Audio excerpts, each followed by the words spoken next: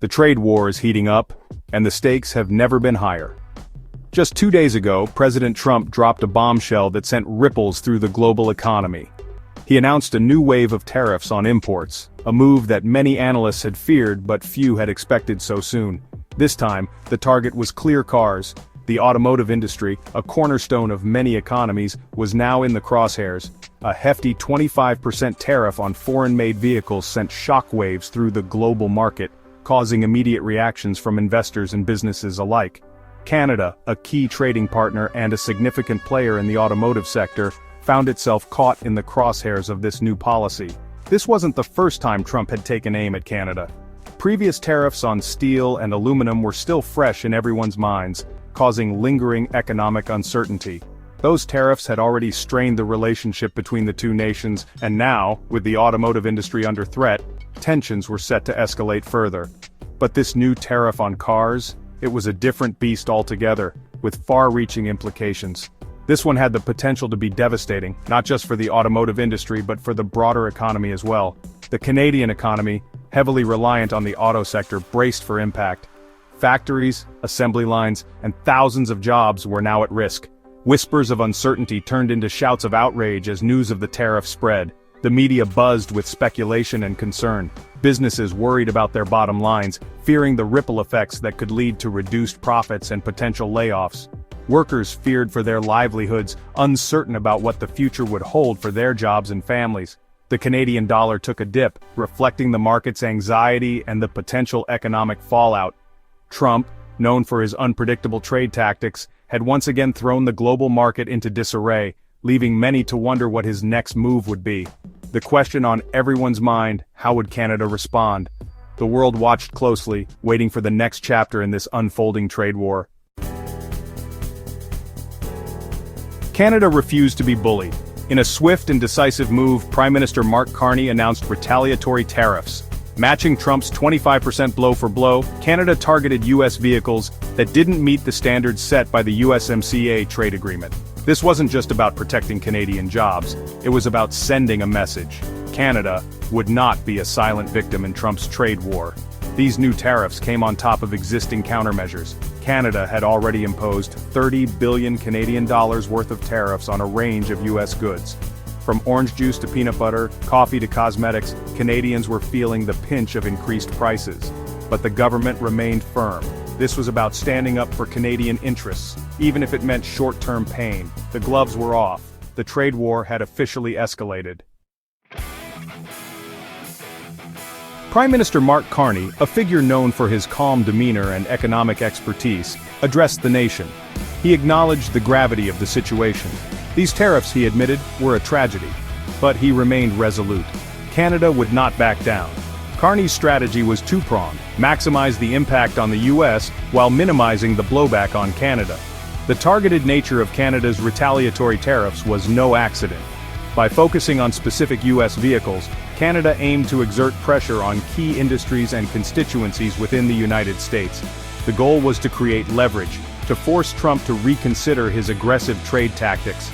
Carney's message was clear: this trade war was hurting everyone, and it was time to find a solution. The world watched with bated breath. Would this tit-for-tat tariff battle spiral out of control? The Canadian auto sector, a cornerstone of the national economy, found itself on the front lines of the trade war.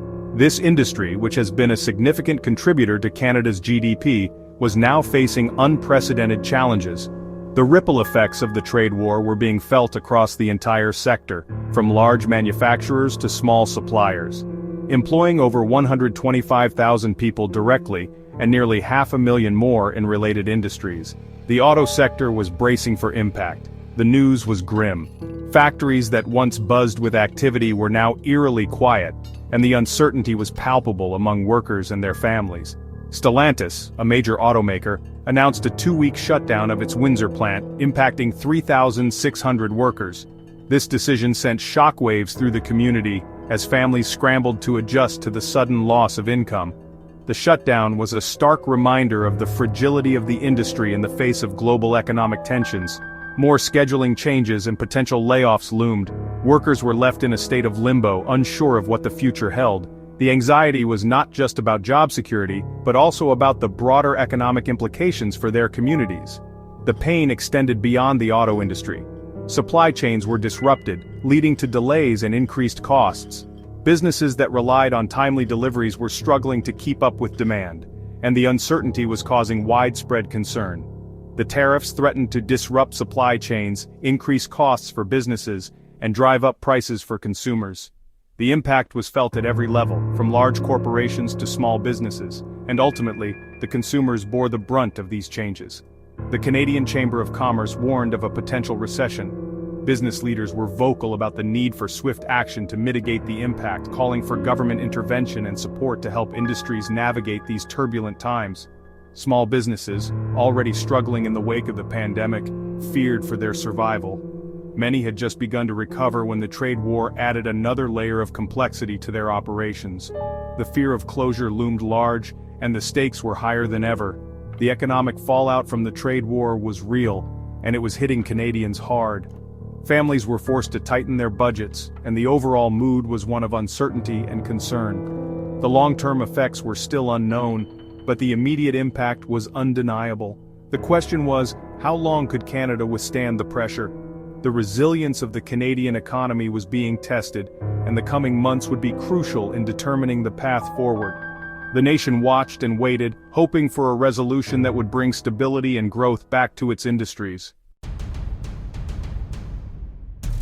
The trade war ignited a firestorm of political debate, sparking intense discussions and heated arguments on both sides of the border. Politicians, analysts, and citizens alike were drawn into the fray, each with their own perspectives and concerns. In Canada, reactions were mixed, but united in their opposition to Trump's actions. The Canadian government and opposition parties found common ground in their disapproval, though their strategies varied. Conservative leader Pierre Poilievre called for immediate and targeted retaliation, urging the government to renegotiate the USMCA trade agreement. He emphasized the need for a strong response to protect Canadian interests and industries. Ontario Premier Doug Ford, while supporting Canada's tariffs, expressed concern about the impact on workers and businesses. He highlighted the potential economic fallout and stressed the importance of safeguarding jobs and local economies. NDP leader Jagmeet Singh criticized Trump's reckless actions and proposed support measures for affected workers. He called for comprehensive assistance programs to help those hit hardest by the trade war. Across the border, the U.S. Senate passed a measure to block Trump's tariffs on Canada. This move was seen as a significant pushback against the president's trade policies, reflecting the deep divisions within American politics. However, the measure faced an uphill battle in the House of Representatives, where support for Trump's trade policies remained strong. The debate in the House highlighted the partisan divide and the complexities of trade negotiations. The political divide in the U.S. mirrored the uncertainty surrounding the trade war itself. Both parties used the issue to rally their bases, leading to a highly charged political atmosphere. The trade war had become a political football, with both sides using it to score points. As the situation evolved, the stakes grew higher, and the political landscape became increasingly polarized. Section 6, a lifeline for workers, Canada's Strategic Response Fund. In a bid to mitigate the damage, Prime Minister Carney announced a $2 billion Canadian Strategic Response Fund.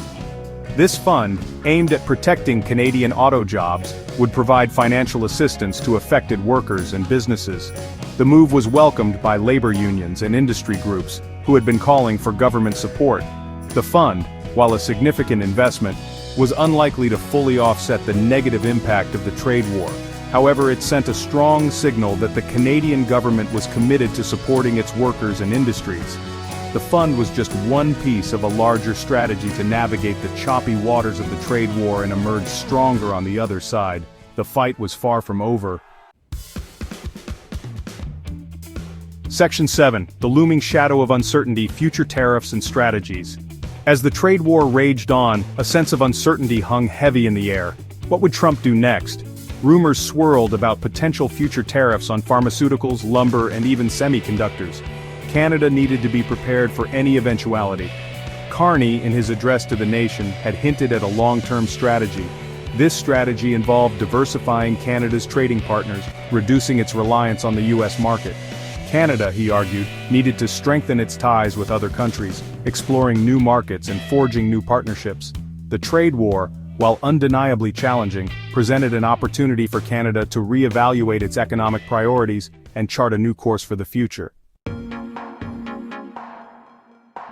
Section 8. The global chessboard ripple effects of a trade war. The trade war between Canada and the U.S. was not an isolated event. It was but one battle in a larger global trade war, with China, the European Union, and other major economies caught in the crossfire. Trump's protectionist policies had upended the global trading order, creating uncertainty and instability. The tariffs imposed by the U.S. and Canada were already having ripple effects across the global economy. Supply chains were disrupted, businesses were delaying investments, and consumer confidence was shaken. The International Monetary Fund warned of a potential slowdown in global economic growth. The trade war was a stark reminder of the interconnectedness of the global economy and the high stakes involved. Section 9. A battle of wills. The human cost of protectionism. Beyond the economic data and political posturing lay a human cost to the trade war. Workers, families, and communities were bearing the brunt of the tariffs and the uncertainty they created. The closure of factories, the loss of jobs, the rising cost of living, these were the real-world consequences of protectionism. The trade war was a stark reminder that economic policy is not just about numbers on a spreadsheet. It's about people's lives. As the trade war dragged on, it was the human cost that served as the most powerful argument for a swift and equitable resolution. The future remained uncertain, but one thing was clear: the world was watching, hoping for a peaceful resolution to this trade war.